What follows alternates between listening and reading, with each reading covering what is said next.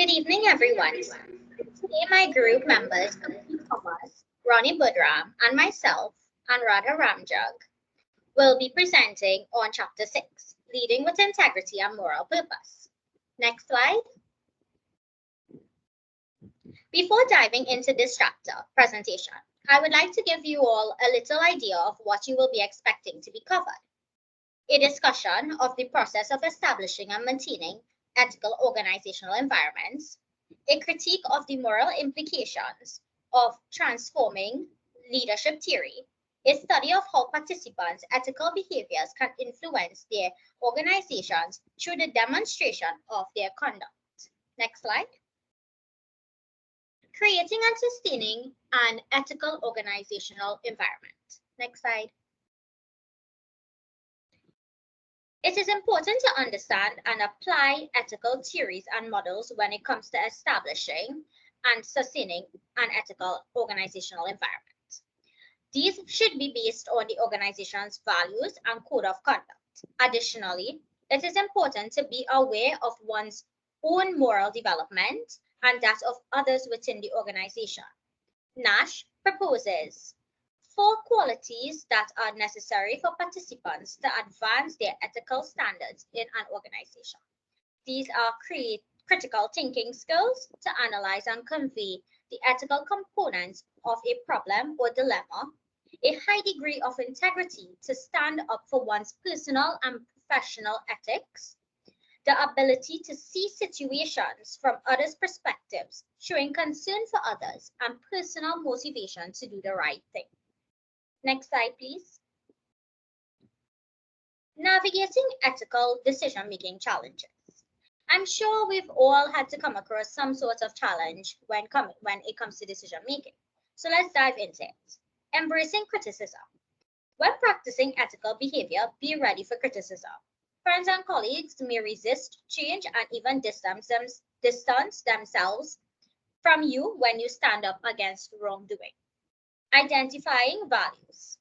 The primary goal of any group or organization should be to establish core values. Collective decision-making. When faced with ethical dilemmas, collective involvement in the decision-making fosters a better and ethical work environment. Accountability and dialogue. Members should feel empowered to hold each other accountable, engage in moral decisions, and collaborate to maintain an ethical environment. Shared responsibility. It can be detrimental for a leader to tackle the ethical issues single-handedly. Involving all members in resolving these matters is crucial. Next slide. Do any of you know who the individual in the picture or the logo is? You all can feel free to put on your mics and speak if you have any idea. Next slide.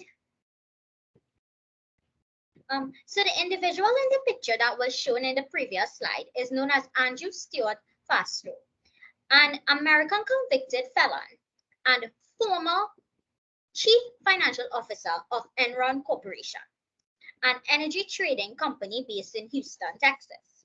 He played a pivotal role in creating a complicated network of special purpose entities which were off balance sheet to hide Enron's substantial financial losses in their quarterly reports.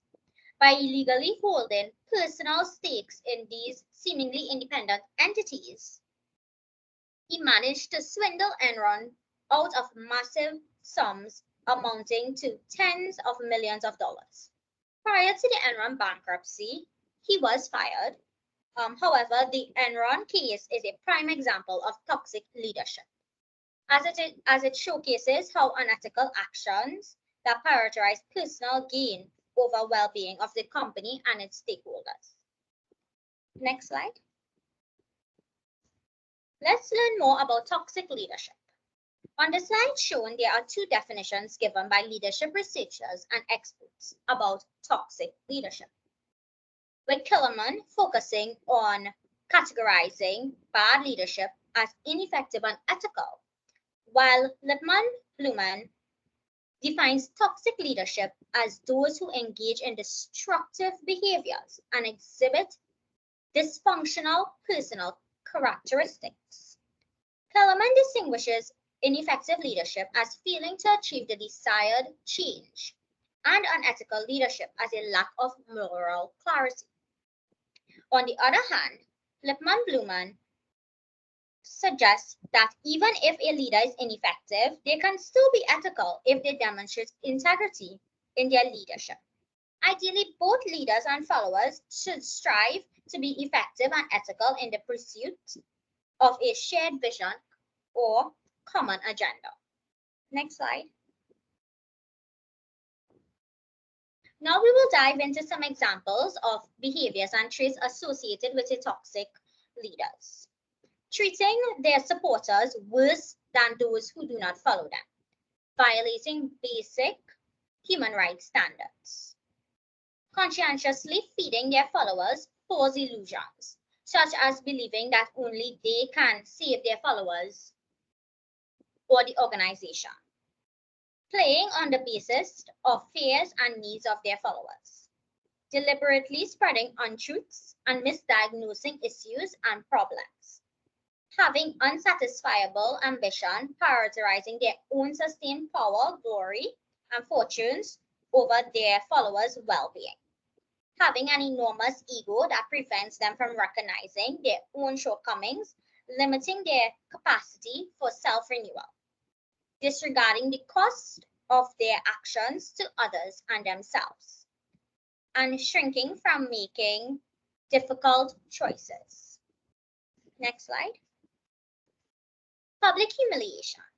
I'm sure all of us are familiar with this term public humiliation and have experienced it at least once in our lives. I'm going to take you all back to your primary school days when you would have been in standard 5 and doing essay past papers, getting a low mark and having the teacher announce the grades to the class and everyone eyes into you, and that shame you probably have felt in that moment that you just want to turn into like a snail and go in your, like a turtle in a shell, just go back into your shell.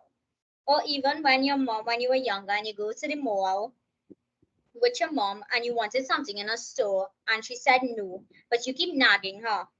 And she would immediately start scolding you in front of everyone and all the passerbys. So public humiliation is a method that was used to encourage ethical practices in a company as a way to recognize and reward those who take risks. It is essential for individuals to confront unethical actions, maintain privacy, and hold other individuals accountable and guarantee fair treatment in cases of rights infringements. In the workplace, when employees demonstrate exceptional ethical conduct, they are commended and rewarded. For example, an employee who courageously stands up against unethical conduct may be honored with awards, bonuses, or discussions about promotions.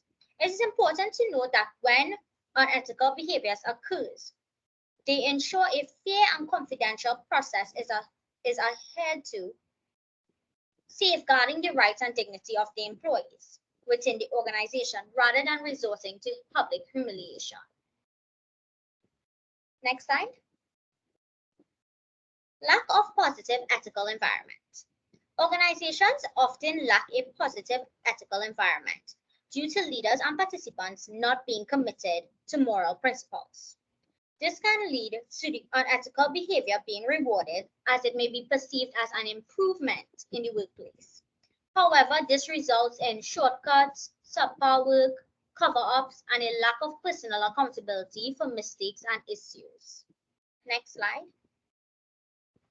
In 2003, Gallup carried out a poll on the moral values of Americans. The findings are displayed below. Only 22% of the Americans think that moral standards in the US are excellent or good, while 77% think that they are poor or fair. This shows that the increasing number of Americans believe that the moral atmosphere in America is declining. Another survey conducted by Ethics Resource Center in 2005 found that over 50% of American workers reported witnessing unethical behavior at work. What does this tell us? Next slide.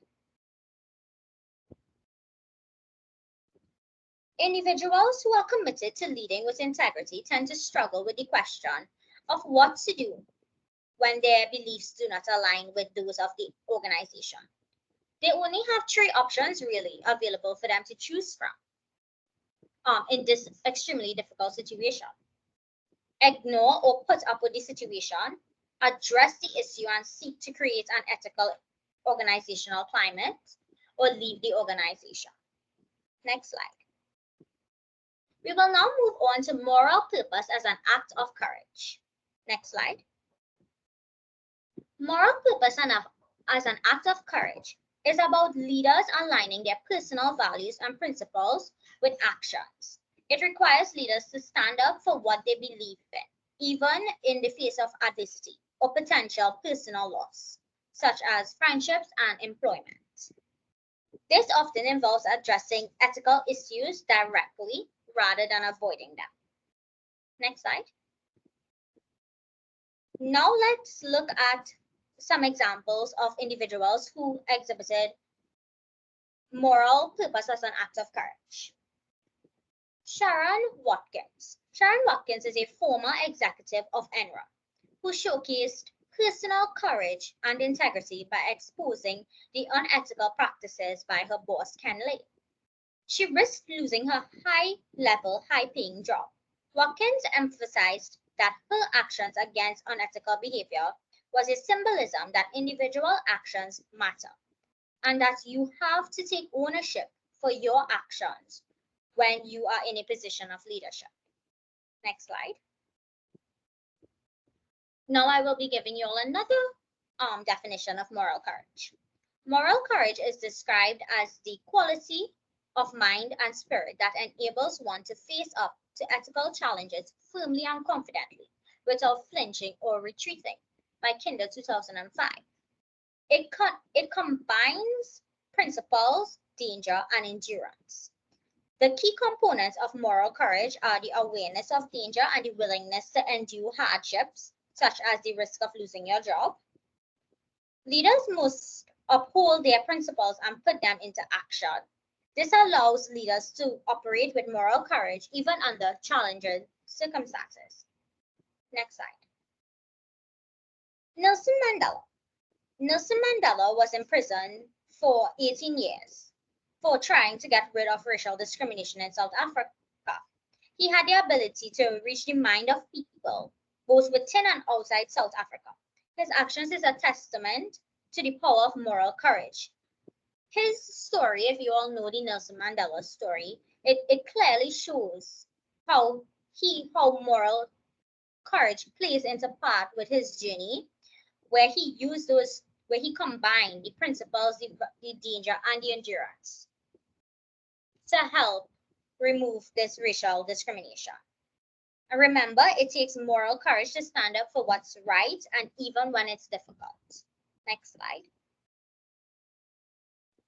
Now we'll move on to the assumptions about ethical leadership. Next slide. There are a lot of false beliefs about what makes a good leader. Here are 8 ideas suggested by Lucas and Anelio, 1995. Ethics is the heart of leadership. Now you might want to know what this means. This basically means that ethical considerations form the core of good leadership, which refers to leaders that are effective and follows a sound and ethical process with integrity. All leadership is value-driven. This suggests that every action or decision a leader makes is influenced by their personal values.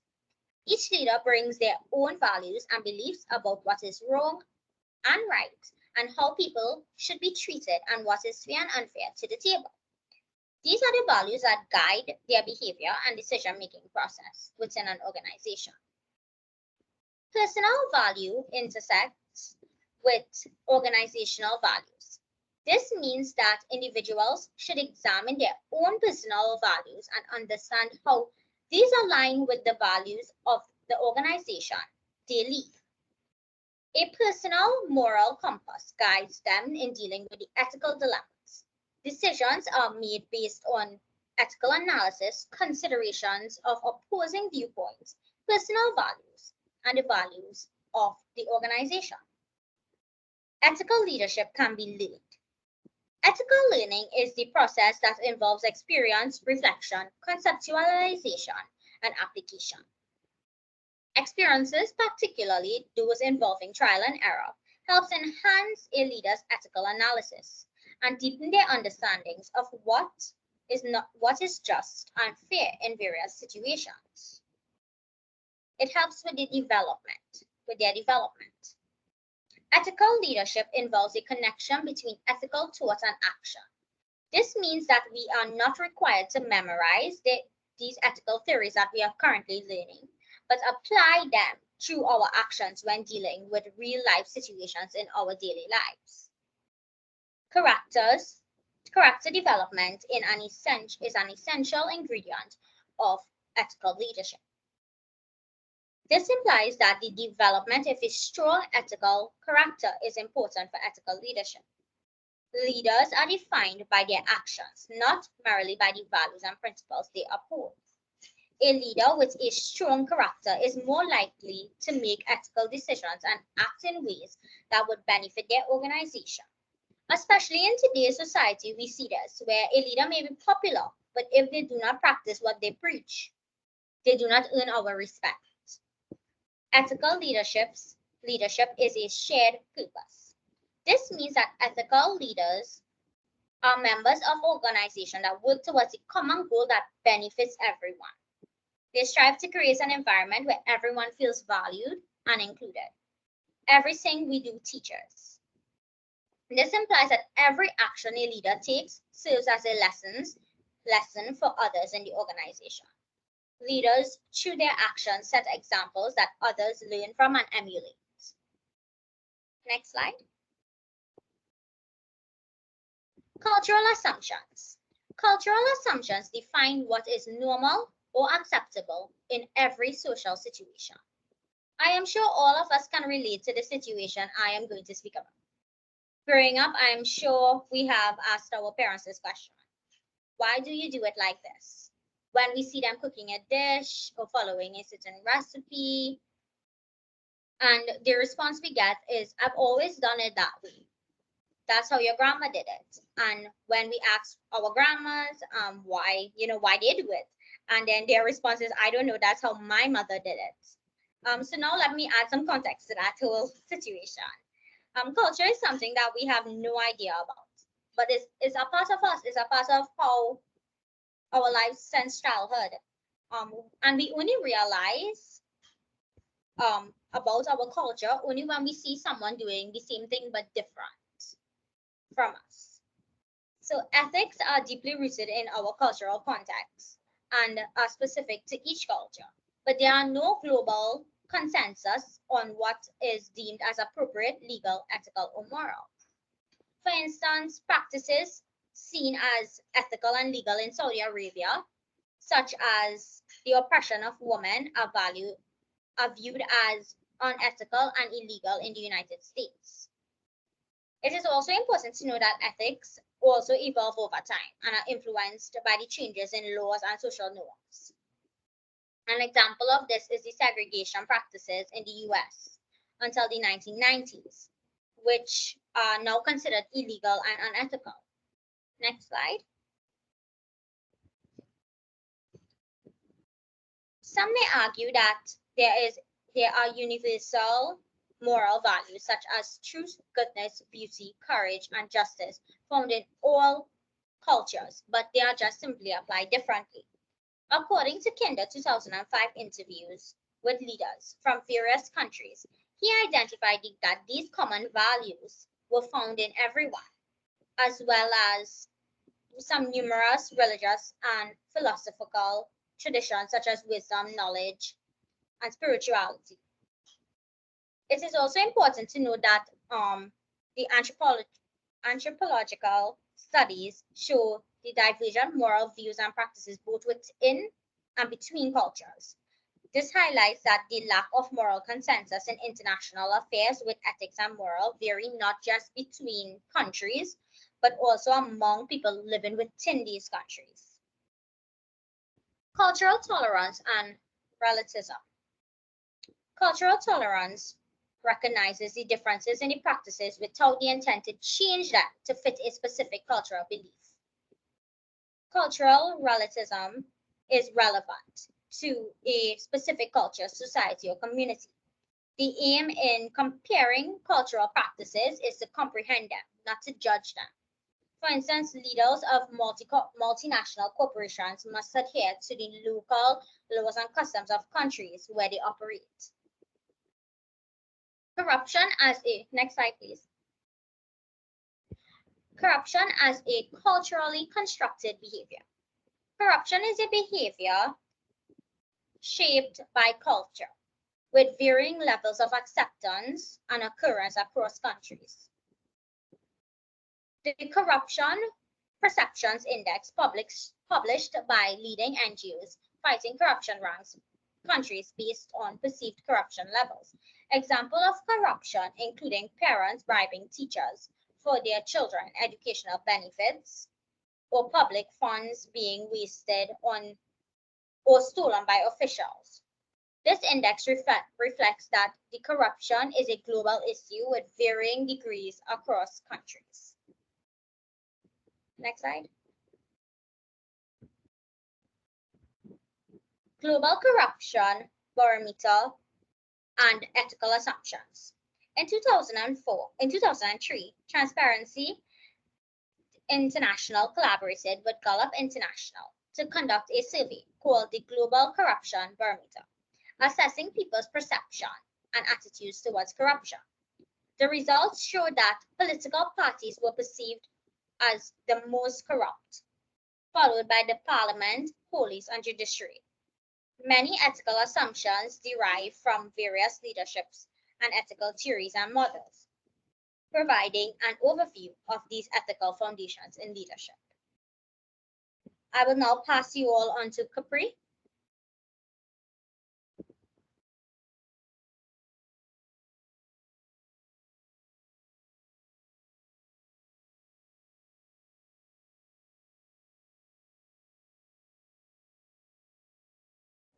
Capri?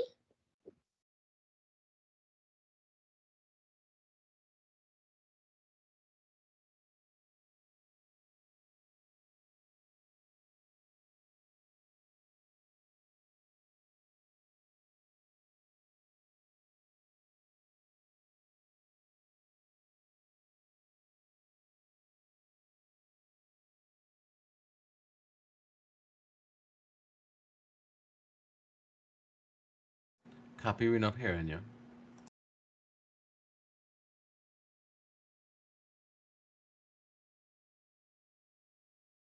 Hello, can you all hear me now? Yeah, we're hearing you now. Yes. Right. Good afternoon, everyone. I will be taking you all through ethical theories and moral purpose, as well as modeling a moral purpose, in addition to moral talk. Next slide. Ethical theories provide a glimpse into how human judgments are made and the thought process individuals engage in to solve ethical dilemmas and other problems. Ethical theories involve the study of human behavior as it relates to ethics and ethical development. It, stem, it stems back from in the days of When it's nice. well, hello.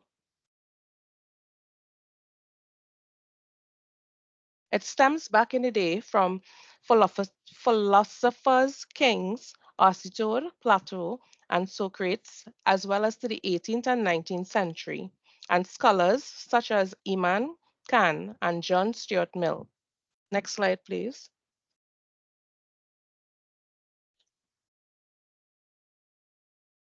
We will now dive into modeling a moral purpose.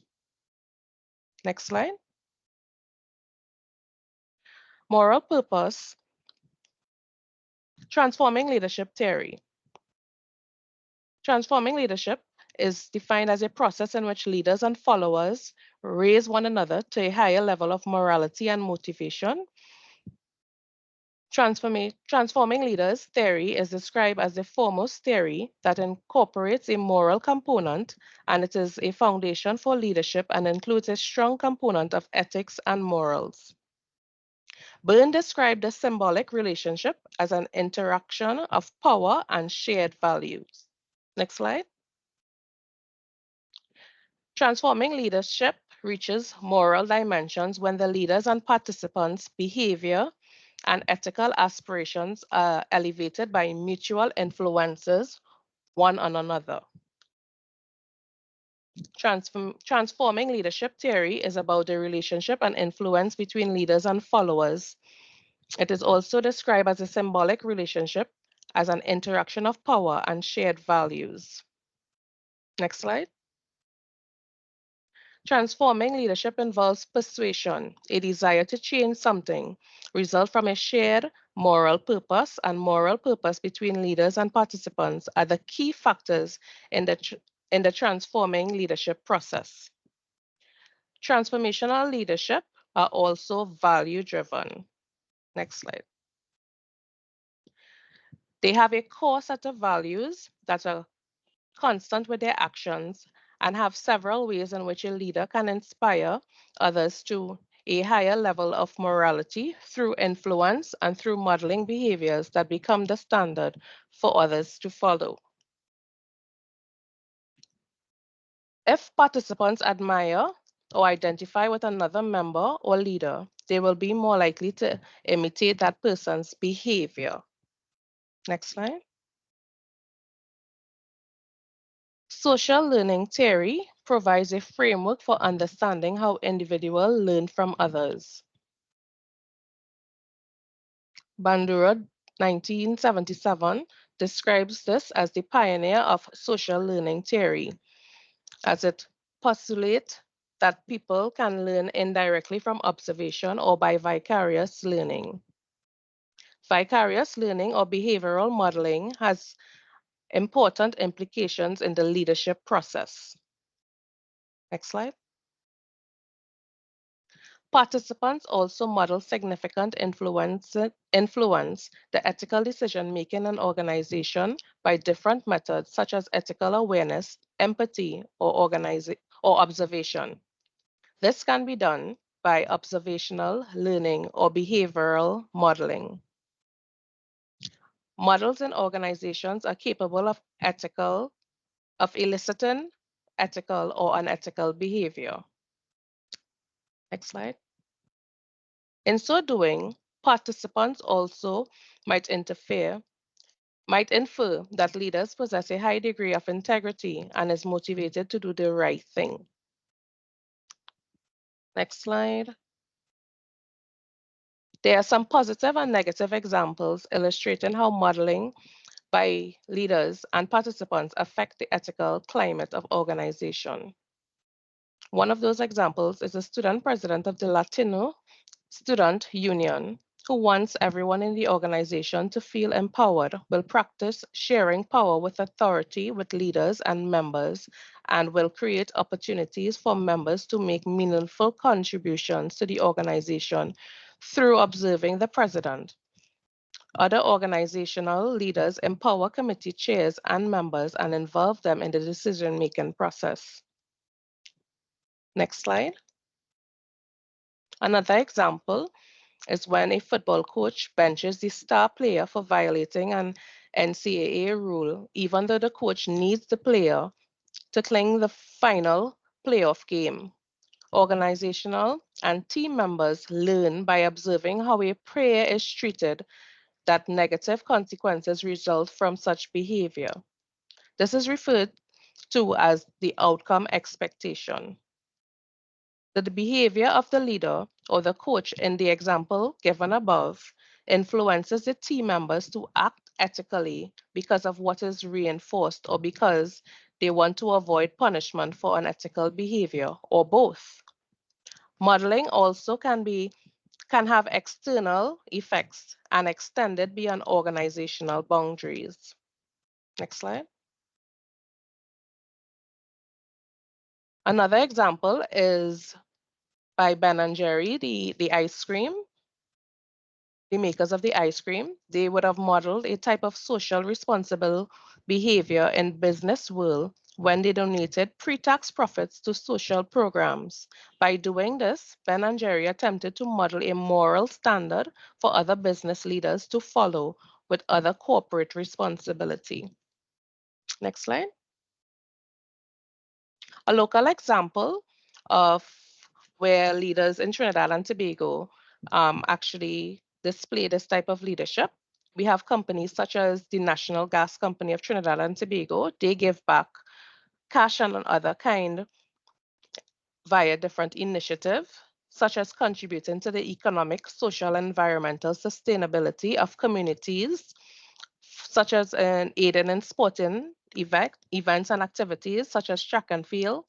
They also aid in educational programs. They partner with the University of the West Indies through sponsorship. They also provide and empower youth development, and they assist with programs for youths. They also aid in the development and preservation of others within the country. Another local company, we have the Guardian Group. They have their Shine Race once a year, the 5 and the 10K. It's a charitable walk where they donate the funds back to charity, and they actually publish who the funds are given to. So in doing so, and by this type of leadership, it is fostered that when one company see another company doing what is right, they will then in turn give back to society. All right, next slide. Now we'll go into moral talk. Another form of modeling is when leaders or participants engage in discussion of ethical issues or bring up ethical dilemmas that can be resolved through an exchange of multiple perspectives. Next slide.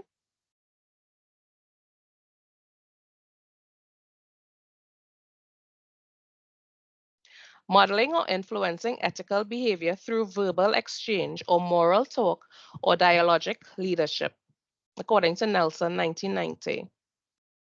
Bird and Walters also describe moral talk as an interesting notion of modeling or influencing ethical behavior through verbal exchange or moral talk or dialogic leadership. Next slide. It is good to know that the dialogic leader initiates discussion with peers and members about what is ethical, what is ethical approaches, and to help create a sustained and ethical environment. Discussions are held ensuring about whether or not the activity is in line with the company values of excellence and integrity. Next slide. Hence, the topic of ethics is encountered by individual leaders and participants. Little disclosure about ethics takes place among group members. This lack of discussion about ethics is referred to as moral muteness, as described as Burton Walters, 1989. Next slide. Due to the fact that this is sensitive in nature and the value systems vary from person to person, individuals often hesitate to participate in moral talk or discussions about ethical dilemmas. Next slide. Reasons for this includes avoidance of complex problems with moral overtones, protection of the positional leaders, own managerial flexibility in solving problems, and avoidance of dealing with varying ideological or moralistic perspectives, all of which potentially inhibits the problem-solving process. Next slide. Group members may also avoid discussions of ethics and moral due to their own ethical literacy. The potential harm caused by not modeling this through conversational or discussions is the neglect of moral abuse or an environment that is indifferent to moral considerations. It is the shared responsibility of members and leaders to initiate moral talk and avoid moral muteness. Next slide. Moral expressions have the potential to to arouse feelings of connection with moral action. For the modeling effect to occur, the language and moral talk has to be connected with experiences and expectations of people involved in the organization. Moral talk can be used as a type of modeling influence when the dialogue is used to identify problems, consider issues, advocate and criticize policies, and justify and explain decisions. Next slide. Leaders and participants can use moral talk to influence others to carefully consider their perspective and positions on issues. Next slide.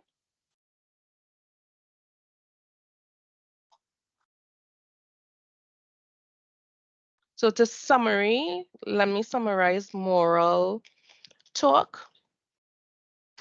It is engaged, it is a theory where it is better for the employees to engage in conversation and have a discussion rather than not say anything about the situation.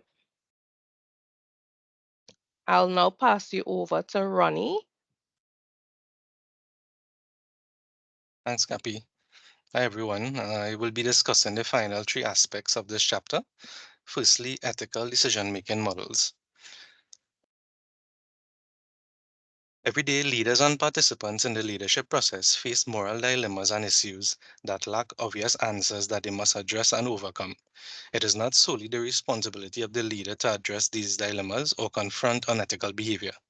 Addressing these challenges and confronting unethical behavior is not simply the leader's job. When addressing ethical concerns, both leaders and participants must be demanding, compassionate, and intentional. There are various techniques you might use to overcome ethical predicament. In some cases, a professional code of behavior may be required. Bylaws and constitutions are regularly used to guide student governments in making decisions about financial assistance and student group recognition. Professionals in religion and therapy are required to maintain strict confidentiality unless a client poses a harm to themselves or others.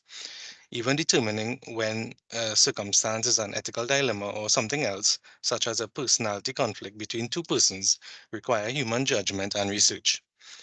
The models in this chapter can be beneficial in solving ethical issues, while any of the countless models can be used to aid in ethical decision making. Secondly, we will move on to practical applications. Ethical decision-making models encourage people to work through dilemmas with a moral purpose in mind and provide frameworks with which to guide decision-making and analysis, rather than react quickly to dilemmas. You should carefully consider various steps, including ethical analysis, towards making sound decisions. To separate ethical challenges from right versus wrong, concerns that lead to moral temptations, an ethical dilemma is thus a scenario in which two fundamental moral ideals are at odds with one another. Rushworth Kidder provides a framework for examining right versus right choices under a four-dilemma paradigm model. Number one, justice versus mercy, which is fairness and equity conflict with compassion, empathy, and love. Number two, short-term versus long-term, immediate needs run counter to future goals. Number three, individual versus community, self versus others or small group versus larger group. And number four, truth versus loyalty. Honesty competes with commitment, responsibility, or promise keeping. Finally, we will move on to ethical principles and standards. Aristotle's ethical ideas, which serves as the foundation for living an ethical life, and guides doctors and psychologists and counselors, have been accepted by a variety of academics in the helping professions. Karen Kitchener, an education profession, suggested five biological ethical principles, which were later modified for use in the counseling psychology sector. These five ethical principles are: number one, respecting anatomy; number two, doing no harm; number three, benefiting others; number four, being just; and number five, being faithful. The Center for the Study of Ethics in the Professions has collected over 850 codes of ethics from a variety of fields, including law, government, engineering, the healthcare industry, sports, social groups, and the media, just to mention a few. The following points are some key takeaways of this chapter. The development of an individual moral character, the influence of role models, value-driven leadership, and the organizational environment are all critical components of the difficult process of leading with integrity. The relational leadership model defines moral leadership as establishing an example for others to follow, including others in the resolution of moral dilemmas, behaving morally to achieve the common good, and tackling challenges that lack simple answers systematically. Consider what a town, organization, or perhaps the entire world might look like today if everyone made an effort to reward moral conduct, have moral conversations, and sincerely work as a team to develop ethical answers to challenges utilizing decision making tools. This has brought us to the end of our presentation. We do hope that it was beneficial for you. And if you have any questions or comments, feel free to provide them. And we will try our best to answer, if any. Thank you for your time and your attention today. These are our references that we use for our presentation.